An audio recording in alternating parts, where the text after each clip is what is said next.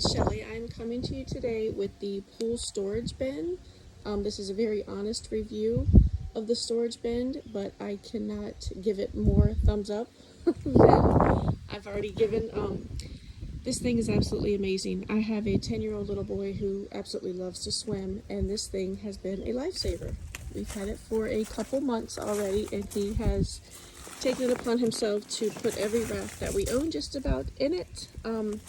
His goggles go in on the sides, which is so cool because it keeps everything organized. He has 4 bins on this side for smaller items like his dive rings, his goggles, the balls, and then all his big rafts can go in the center part of it. And then on this side, he's got more toys with 2 more big bins, so he can put his bigger items on this side, the taller items. But again, he has packed this thing with 1, 2, 3, 4, 5 rafts that I can see, plus 2 boogie boards and pool noodles and more toys on the bottom.